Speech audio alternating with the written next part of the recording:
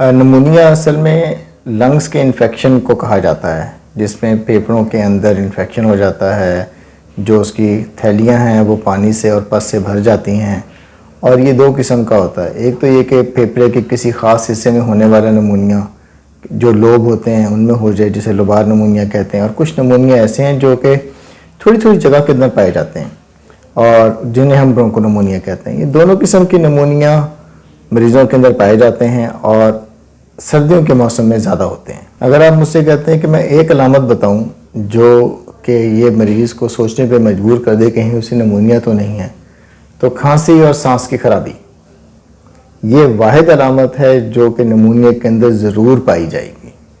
اس کے علاوہ لوگوں کے اندر سینے کے اندر درد ہونا، بلغم کا آنا، بخار کا ہونا، بلغم کے ساتھ خون کا آنا، سینے کے کسی حصے میں درد کا ہو جانا، سانس لینے میں فیلنگ آنا کہ کوئی چیز مشکل سے سانس آ رہا ہے، یہ چیزیں ہو سکتی ہیں۔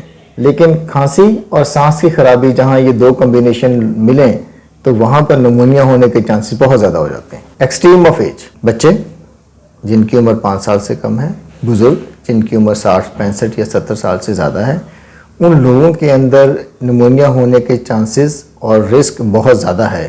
ان کا مدافعتی نظام کمزور ہوتا ہے اور کوئی نہ کوئی بیماری اور بھی ہو سکتی ہے، اس وجہ سے ان لوگوں میں انفیکشن زیادہ ہوتا ہے۔ پوری دنیا میں ایسا ہوتا ہے۔ نمونیا کا علاج مختلف طریقے سے کیا جا سکتا ہے، چونکہ ڈیپینڈ کر رہا ہوتا ہے کہ کس قسم کا انفیکشن آپ کو ہوا ہے، کس قسم کے بیکٹیریا یا وائرس یا فنگس نے انفیکشن کیا ہے، اسی کا علاج کریں تو یہ قابل علاج ہے۔ زیادہ تر early treatment is the best treatment. آپ کو لگتا ہے کہ سانس کی خرابی ہوئی ہے، بخار ہو رہا ہے، کھانسی ہو رہی ہے تو فوراً ایکس رے کروائیں، ڈاکٹر سے ملیں، وہ آپ کو ڈائگنوز کرے۔ ڈائگنوز کرنے کے بعد جتنی جلدی وہ دوائی شروع کروا دے گا اتنے زیادہ چانس ہے کہ آپ فوراً ٹھیک ہو جائیں گے۔ اگر وائرس کی وجہ سے ہے، وائرل نمونیا مختلف آتے ہیں جس میں کووڈ بھی ایک تھا، انفلوئنزا بھی تھا، سوائن فلو بھی تھا، اس کے اندر ریسپیریٹری سنسیشل وائرس بھی ہے، تو اینٹی وائرل دوائیاں دینے سے لوگ ٹھیک ہو جاتے ہیں، اسٹیرائڈ بھی ان میں دینے پڑتے ہیں۔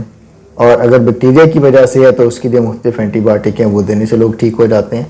تو نمونیا بیسیکلی تو ایسی بیماری ہے کہ اگر ہم اس کو جلدی پکڑ لیتے ہیں تو پھر اس کا علاج بھی ٹھیک ہو جاتا ہے اور اچھا ہو جاتا ہے۔ ویکسین وہ لوگ جو ولنریبل گروپ میں شامل ہیں، جن میں زیادہ چانس ہے نمونیا ہونے کا، ان کا مدافعتی نظام کمزور ہے، جیسے بزرگ ہو گئے زیادہ عمر کے، جن کی 60 سال سے زیادہ عمر ہے، جن کو ڈائبٹیز ہے، جن کو خدا نخواستہ کینسر ہے یا کینسر کی دوائیوں کے اوپر ہیں، یا جوڑوں کی کچھ بیماری ہیں، ان کی بیماریاں ہیں یا ان کی دوائیوں کے اوپر ہیں، یا ان کو بلڈ کے کچھ مسائل ہیں، ان کی دوائیوں کے اوپر ہیں۔ یہ سارے لوگ وہ ہیں جن کے اندر انفیکشن اور نمونیا کا رسک زیادہ ہے۔ اور یا سانس کی بیماریاں ہیں، لوگوں کو سی او پی ڈی ہے، استھما ہے، انٹرسٹیشل لنگ ڈیزیز ہے، یہ سارے وہ مریض ہیں، کارڈک فیلئر ہے، مریض ہیں کہ جب ان کو نمونیا ہوگا تو ان کی حالت دوسرے لوگوں کی نسبت بہت زیادہ خراب ہو جائے گی۔ تو یہ وہ سارا ولنریبل گروپ ہے جس کو ویکسینیشن ہونی چاہیے، اور ویکسینیشن ہونے سے نمونیا ہونے کا رسک 60% یا 70% کم ہو جاتا ہے۔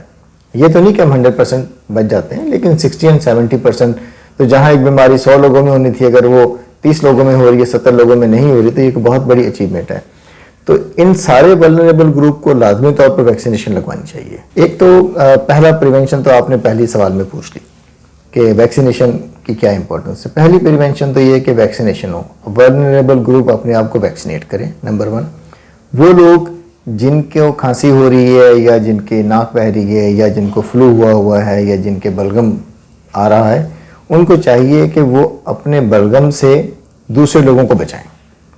آپ نے کف ایٹیکیٹس کا خیال کرنا ہے۔ کھانسی کرنی ہے تو منہ کے ساتھ یا رومال رکھیں یا ٹیشو رکھیں یا اپنے کف کے اندر کریں یا کمرے سے باہر جا کے کھانسی کریں۔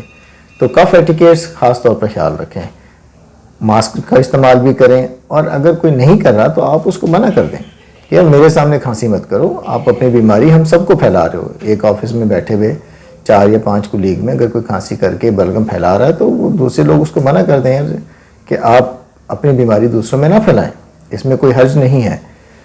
ایک تو ویکسینیشن ہوگی اور دوسرا کف ایٹیکیٹس کا خیال ہو گیا، یہ 2 چیزیں۔ تیسرا یہ کہ آپ اپنے آپ کو ایکسٹریم ویدر سے بچائیں۔